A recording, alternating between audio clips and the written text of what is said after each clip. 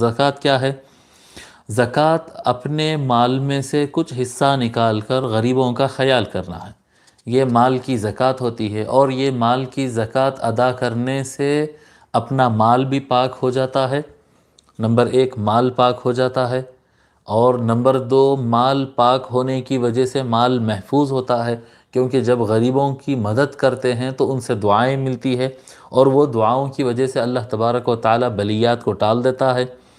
اور تیسری چیز یہ ہے کہ مال جب انسان سب سے اس فتنۃ امتی المال، رسول اکرم صلی اللہ علیہ وآلہ وسلم ارشاد فرماتے ہیں کہ میری امت کی سب سے بڑی آزمائش، سب سے بڑا امتحان مال میں ہوتا ہے، یہ سب سے خطرناک چیز ہے۔ یہ ہر امت میں الگ الگ آزمائش تھے، الگ الگ چیزوں سے اللہ تعالیٰ آزمایا تھا۔ اس امت میں، امت محمدی میں، علی صاحبہا و آلہ افضل الصلاۃ والتسلیم،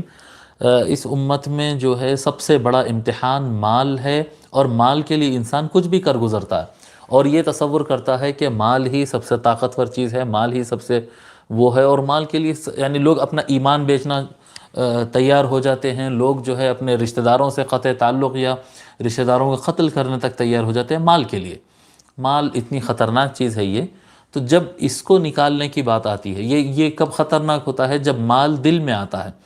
ہمارے بزرگان دین بڑی اچھی باتیں لکھی، ہمارے بزرگوں کی اپنی کتابوں میں لکھا ہے کہ مال ہمیشہ جیب میں رہنا چاہیے، دل میں نہیں رہنا چاہیے۔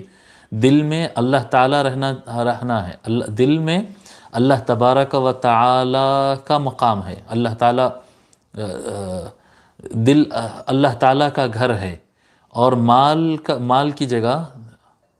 جیب ہے، ٹھیک ہے؟ تو جب مال دل میں آ جاتا ہے تو بڑا خطرناک ہو جاتا ہے، اس کی وجہ سے سارا فساد ہوتا ہے۔ اگر انسان مال خرچ کرے، اللہ کی راہ میں مال خرچ کرے، تو مال بھی صاف ہوتا ہے، مال محفوظ بھی ہوتا ہے، اور